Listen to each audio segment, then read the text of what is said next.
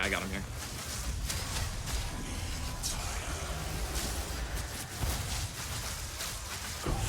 Woo! There it is! That is the hardest difficulty of this boss, done with a build that is not designed to kill bosses.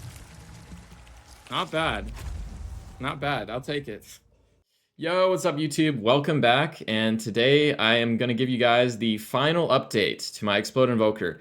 This is a character I've come really far on, and I'm at the point now where I'm nowhere near like mirror tier level gear, but every piece of gear is exceptional, and the price to get improvements on all this stuff is at least a minimum of 10 divines for every slot. So I feel like I've gotten to a good point where I'm happy with the build. I don't think I'll be making any more improvements, or, you know, I can do all the content in the game. I've been doing juiced up tier 16 maps. I've killed the tier 4 pinnacle boss, Zesht, with not too much difficulty. So the character is capable of all the content in the game, and I'm pretty satisfied with the results.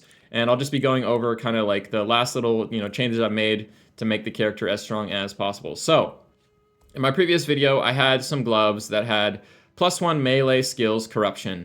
I have since then gotten a new pair that has the 1 to 12 corruption on the lightning damage to attacks, and that ends up being about the same amount of damage for Stormwave, but it's more damage for your heralds, because the heralds do not gain any benefit from melee skill levels. So this is just an overall upgrade, and yeah, once you get enough intelligence, it then, you know, surpasses the +1 melee skill corruption anyway.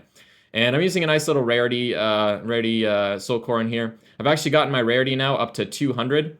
And the way I've been able to achieve that is by using 2 breach rings with an ingenuity belt.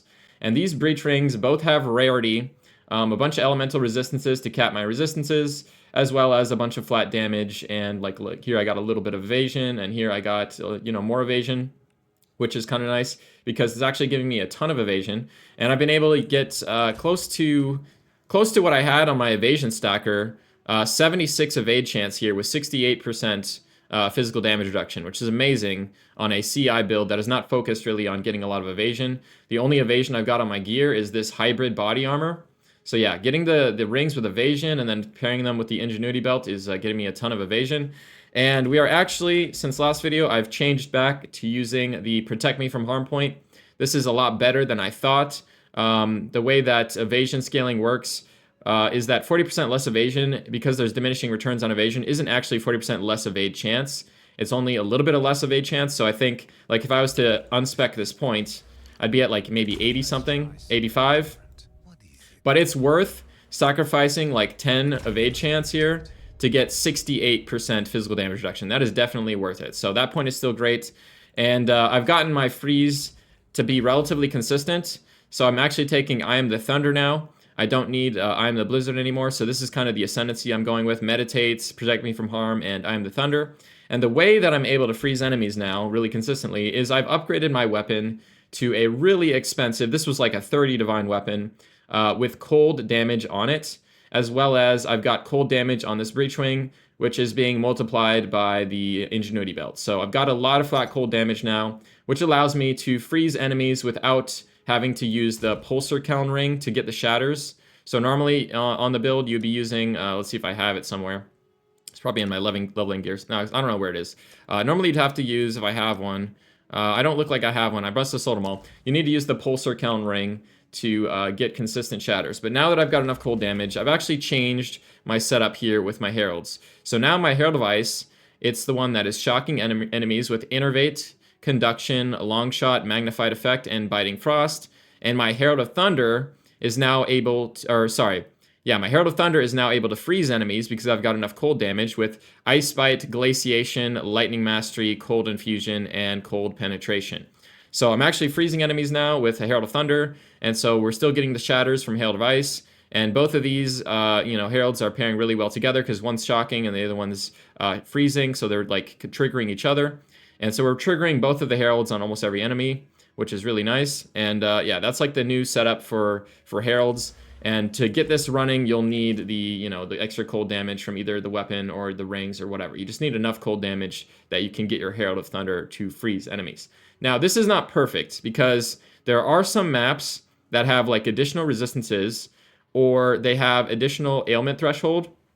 And that can make it difficult to freeze enemies with Herald of Thunder. And in those maps specifically, the Pulsar Keln unique ring is going to be superior because you're still going to get shatters. But what I've been doing to kind of avoid those annoying maps is I've been using this cool thing called the Omen of Sinistral Alchemy, which guarantees your map has the full amount of prefixes, which is getting you all the extra loot, and only giving one suffix, which hopefully won't be one of the bad ones. And this basically makes the maps extremely juicy, but also relatively easy. And with how much loot I'm getting out of these maps, I can afford the like 7 exalts or whatever that this Omen costs. So I basically just take a white rarity tier 15 map and use this Omen and then slap it with a alchemy. And then I put my Delirium. I'm usually using Distilled Guilt because this gives pack size. Pack size feels really good in breaches especially. And then I run the maps just like that. And the strategy I'm using to get loot is I've got all the like map modifier effect points that give me more effective explicit modifiers, as well as this giving a 25% chance to get 25% more effective the prefixes. So we're trying to get the prefixes to be as high as possible when entering the map. When I take like a 90 quantity or 90 rarity map and put it into the map device here, I end up getting a map with like around 150, sometimes 200. I was able to get a 257 rarity map one time, and you get this by having a lot of overlapping towers affecting the same map, and then getting the lucky roll there with the 25% increased explicit modifiers. So that's how you can get a super juicy map with a ton of rarity, ton of quantity, and it feels really good, and you get a lot of loot out of them. And then another thing I've been doing, because we're running Delirium on our maps, is you want to be able to get this point here. This doubles the size of the Simulacrum Splinters that you drop, so whenever I drop them, I actually get 2 instead of 1. And they're roughly like worth 0.7 exalts right now.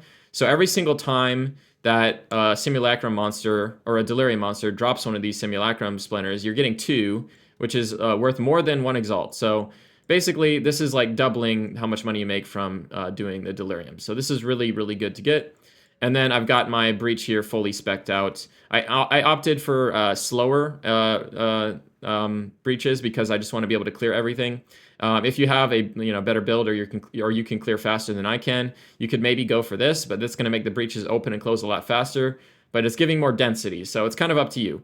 It kind of depends on the map layout. If it's a really open map, I can probably clear everything even with this point allocated. But on those annoying maps that have like ledges and like they're like have a lot of hallways and stuff, having the map or having the breach open and close slower is really nice because it'll take a while to navigate to get to the other side of the breach, if that makes any sense. One tech you can use actually, which is kind of interesting, is if you open a portal on one side of the breach and then log out after clearing the other side, you can then re-enter at that portal. So you could drop a portal on one side of a breach, clear the other side, and then once you're done clearing the other side, log out and then go back into your portal, and you'll be on the other side of the breach. So that's kind of a way you can kind of get both sides of a breach if you wanted to, but that takes a little bit too much effort for me, so I don't end up doing that. But yeah, that's one little tech strat you could do if you want to get better efficiency of clearing your breaches. As far as the skill tree is concerned, not much has changed. I've got some more energy shield points, but I also ended up going down here for the extra movement speed, which I think is nice. But really, the only major changes are when switching my weapon from one that has skill levels to one that doesn't have skill levels. I was able to, get rid of some of these like reduced mana cost points because my mana costs are not too bad now. And then as far as that is concerned, oh yeah, the gems or the jewels. The jewels I've upgraded a bit. I'm using ones with like magnitude of shock for single target damage. My AoE damage is fine, so I'm trying to, find more ways to scale my single target damage. The magnitude of shock is like the best way to scale that. This one's also got some Herald damage, which is quite nice, and then some attack speed. But then I'm also using some here with magnitude as well as penetration. I think I've got like a total of roughly 20 penetration across my different jewels here.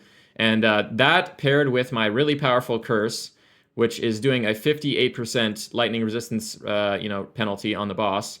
That is enough to get the boss down to negative 75, or sorry, not negative, but 0 resistances by itself. So I don't even have any like penetration points on the tree. I don't really need them. You could end up taking the Storm Swell here to make your Herald of Ice a little bit better in those maps that have resistances.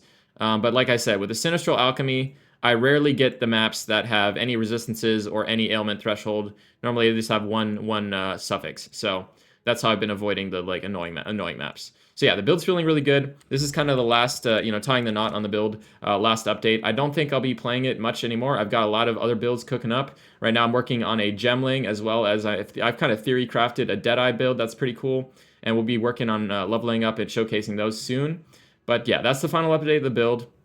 My damage is, quite good here at like 142,000, and that is without all our buffs up, with Ice Bite up, with Innervate up, with our Rage. I mean, this number can go over 2,000, close to 3,000 even, while mapping.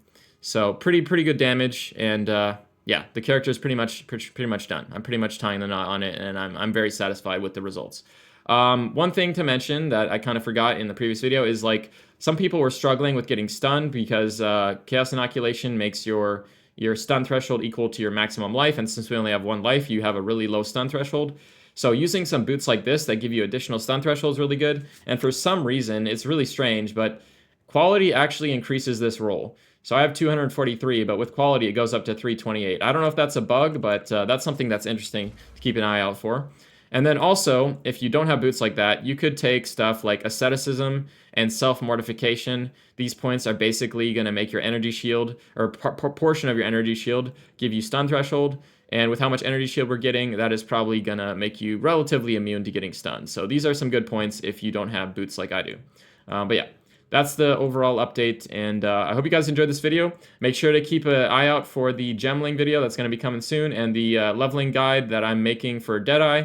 And then I will try to maybe make a future video showcasing kind of an endgame version of that Deadeye with, endgame gear. But yeah, anyway guys, thanks for watching. I'll catch you guys next time, and take care. Peace.